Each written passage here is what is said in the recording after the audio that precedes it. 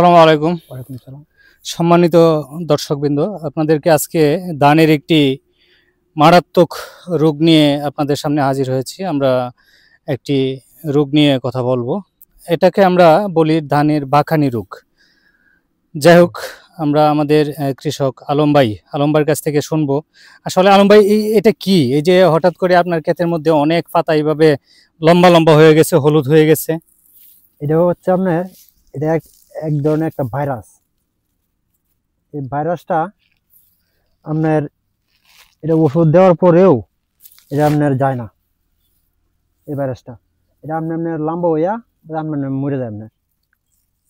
আচ্ছা, এটা কি আপনি হাত দিয়ে দেখছেন যে প্রথমেই দেখেন নিচে থেকে গিট হয়ে গেছে, তাই না? জি জি। গিট লাগানোর পরই এটা গিট হয়ে গেছে। জি। একটা দুইটা তিনটা সাইডে এইভাবে গিট হয়ে যায়, পরে আস্তে আস্তে লম্বা হয়ে গিয়ে পরে আবার মরে যায়। এটা দেখছেন? এটার গুড়ায় যে পচন ধরে এবং গন্ধ হয়, এটা কখনো দেখছেন? জি। দর্শক বন্ধুরা, আসলে এটা ধানের গুড়া পচা রোগও বলে এবং বাকানি রোগ, যেটা ভাইরাস জনিত কারণে হয়ে থাকে। এই রোগটা ছড়ানোর প্রধান কারণ হইল বীজ অথবা মাটি। যদি মাটিতে থাকে অথবা বীজবাহিতভাবে এই রোগটা আক্রমণ হয়ে থাকে।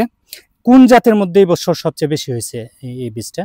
এটা আপনার 32 এর মধ্যে হয়। এটা ধানের 32 এবার সবচেয়ে বেশি হয় আপনার 32 এর মধ্যে। এটা ধন্যবাদ। এই রোগ হইলে আমরা কি করি? এটা উবড়ায় ফালায়া দেওয়াই ভালো। ঠিক আছে। এটার আমরা জানি ভাইরাসের কোনো সুনির্দিষ্ট চিকিৎসা নাই, যে কারণে আমরা উবড়ায় ফালাইয়া দেব। আর যদি বেশি প্রাথমিক ট্রিটমেন্ট হিসেবে আমরা পটাশ সার ব্যবহার করি। আর ইউরিয়া সার অবশ্যই এটাতে দেওয়া। যদি জমিতে এই রোগ দেখা দেয় তাহলে ইউরিয়া সার দেওয়া বন্ধ রাখতে হবে। আপনি ওই যে পাতাগুলি হলুদ হয়ে গেছে না, আপনি যত ইউরিয়াই দেন এটা আর কালো হবে না, কারণ এটা এই ভাইরাসে আক্রান্ত। ধন্যবাদ আলম ভাই। আমরা পরবর্তীতে আবার নতুন কোনো রোগ বা পোকা নিয়ে আপনাদের সাথে কথা বলবো।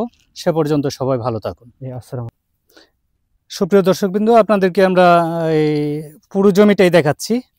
আসলে এই জমিটাতে প্রচুর পরিমাণে বাকানি হয়েছে। বাকানি রোগটা আমরা আপাতত বিদায় নিচ্ছি। পরবর্তীতে আপনাদের সাথে নতুন কোনো রোগ এবং পোকা নিয়ে আবার কথা হবে। আসসালামু আলাইকুম।